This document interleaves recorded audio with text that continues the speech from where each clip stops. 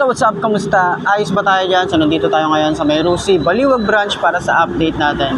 At nakita na natin yung pang-apat na kulay ng Rusi Force 150i.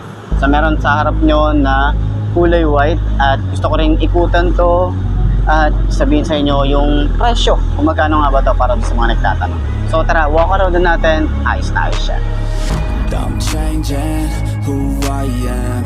I'm making a new plan, rearranging my life, and I won't look back ever again. You ain't see me activated. You better hope that you never see me agitated. I think about my actions, plan them out, evaluated. That's how I end up on the top, man, I'm calculated. My mind's a weapon, my body is the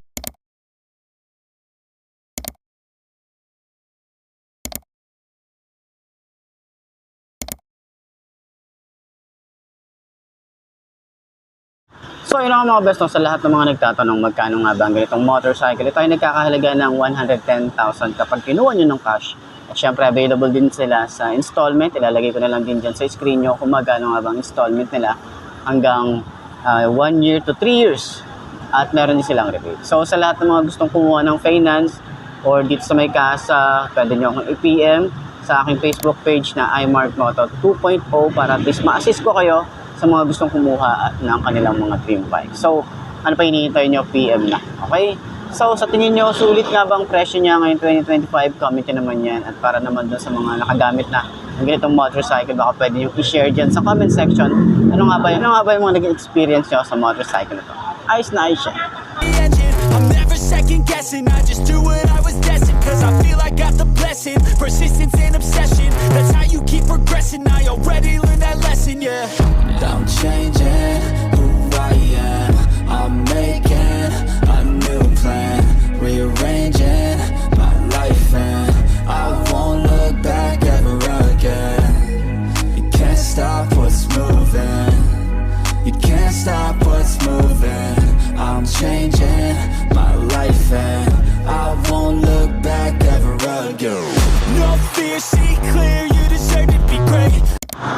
So yun ang mga best no. Siyempre uupuan pa rin natin to.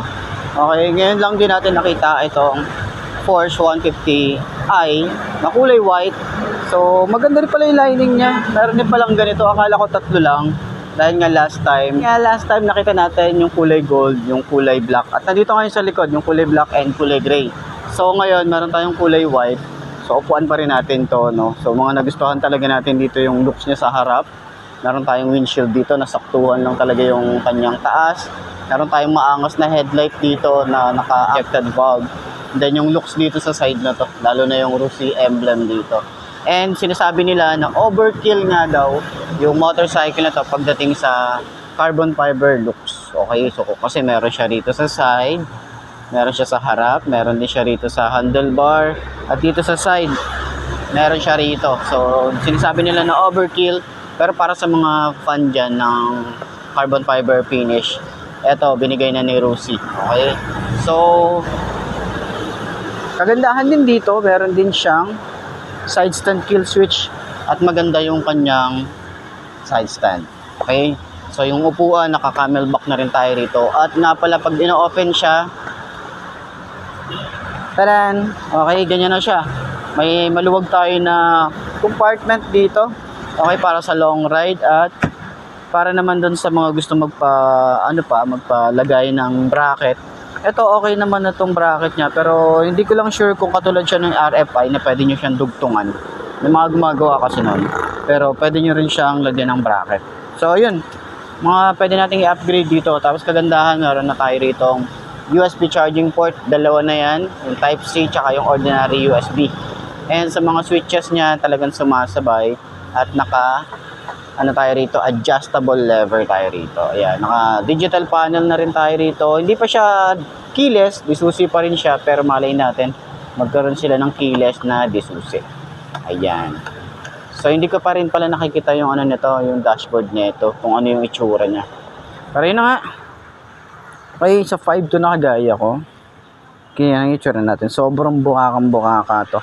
Halos parang kasing lapad siya ni RFI kung titingnan natin, or mas malapad to kay RFI.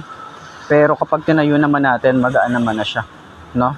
Mabigat yung motor na to, nasa 142 yata. Yung si RFI 134, ito medyo mas mabigat siya. Tapos yung shock niya rito, maganda rin yung shock. Maganda rin yung shock dito, ayan, sa likod. Ganyan din yung shock niya sa likod. Ayan, yung comfort natin dito, meron tayong ganyan. Tapos extension ng paa. And then malawak din yung ating legroom dito.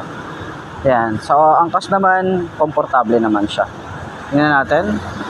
Pag angkas tayo, ganito yung itsura natin. Baba tayo. Okay, ganito yung itsura natin pag angkas. Ganyan. Okay, mukhang komportable naman, tsaka mataas. Pataas yung kanyang height pag angkas tayo. So, yun, para dun sa lahat ng mga gustong kumuha nito, PM nyo na lang ako sa aking Facebook page na iMark Moto 2.0 para at least ma-assist ko kayo sa mga kukuha ng ganitong motorcycle. Ayos yan. Center stand natin. Okay, pero tiklop muna natin to. Okay. Napakagaan niyang i-center stand. Ayos.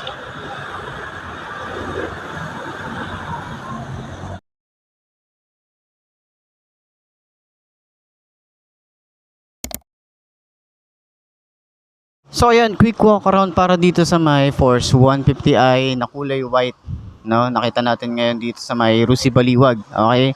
So nakapag-walk around na tayo nito ilang beses na.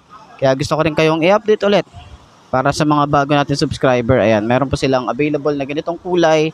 4 na po 'yan.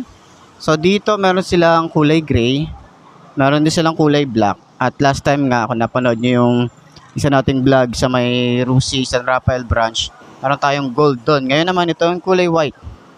Ayan. So ganyan po ang itsura niya ng kanyang windshield. Ayan. So may parang carbon fiber finish dito rin sa side na to. And yung ating headlight. Ayan. So dalawang ano lang pala to. Dalawang projected lamp.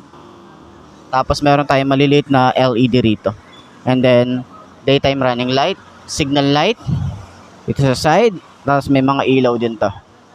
Yan. So, sa kanyang front, okay, naka-telescopic fork. Yung front fender natin dito, stylish. Naka-combi brake.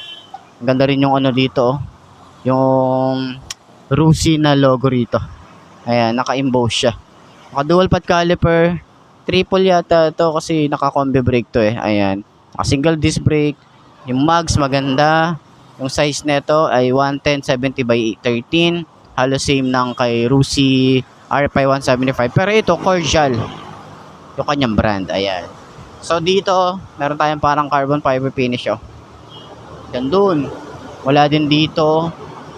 Extension ng paa. Yung padding niya, meron tayo rito. Siguro ang ganda nito kung yung padding nito katulad nung kay Adventure X. Diba?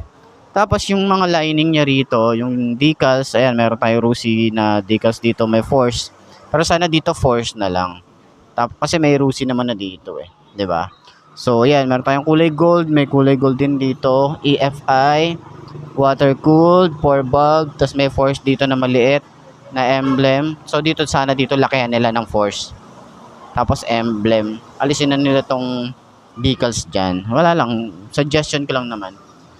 So, meron din tayo rito na foot pegs, naka-radiator, may cover. Maganda rin yung ating tambucho. Meron din tayong cover dito. Ayan. So, naka-dual shock and then meron tayong fender din dito na malapad din. Tapos, flexible. So, meron din tayo ritong disc brake and then naka-single pad caliper tayo rito. Ayan. Sa upuan, meron tayong camelback and ganyan yung tsura. So, open natin. Ganyan, ay itsura natin dyan. So, maluwag din. Okay, sa kanyang panel gauge, digital, may dalawa tayo ritong USB charging port. Ito yung itsura ng ating susi. And then ignition. Ayan, sa mga switches natin dito maganda rin. Meron tayong flasher, high and low, hazard switch, signal light, busina. Then dito sa side, meron tayong kill switch and on and off ng kanyang headlight. Electric starter. Yan, yung lever natin dito same na adjustable. Ganyan ang itsura natin. Ayan, adjustable din yan. Pero yan, yung throttle natin sobrang babaw din. Ayan, yung panel natin, ayan, yung digital. Tapos may mga carbon fiber finish tayo dyan. So, dito naman sa taillight niya, meron din tayong LED. Pero ang concern dito is sana dito kulay black. Ay, kulay black. Kulay red. Ayan. Tapos ito naman yung pinaka-taillight niya, signal light niya. Ayan, plate light, reflector. Then yung panggilid natin dito, ganyan ang itsura. Ang ganda ng itsura nito. Same to nung katulad nung kay Adventure X. And then meron din tayo rito side stand kill switch. Medyo hindi siya ganun ka-smooth pero ayan, ganun siya, 'di ba? May matigas siyang part pero ano naman siya, responsive naman siya. Ayan, 'di ba? So kulang lang siguro to ng ng grasa. Okay, para mas smooth pa siya. So, yun lang naman yung ating quick walk around para dito. Okay, 13 inches nga rin pala yung likod, tsaka 130/70 by 13. Okay, yung likod ng tires natin dito. Then, naka-tubeless na rin yan. So, ayun, puntahan nyo na lang dito or PM nyo na lang ako sa mga gustong kumuha ng ganitong Force 150i. Ayos. So, ano nga mga best, no? Ito na ba ang motor na babagi sa'yo? Kung ito na nga ay markahan mo na yan, mag-subscribe ka na sa aking YouTube channel, i-click mo na rin yung notification bell para updated ka sa lahat ng videos na upload natin. Dito araw-araw so laging tatandaan, wala sa brand ng motor ang itatagal yan. Kundi na sa pag-aalaga mo yan, tatagal yan, ayos na ayos yan. So, kita ka na lang ulit tayo bukas. I'm Mark D. Ciao. Maraming salamat sa inyo. Babush.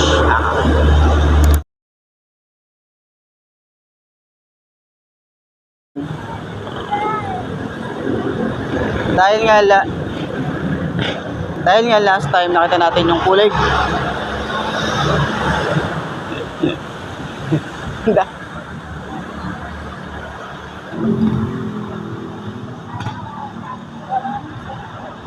ano?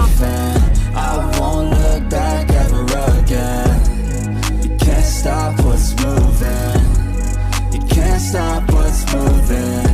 I'm changing my life and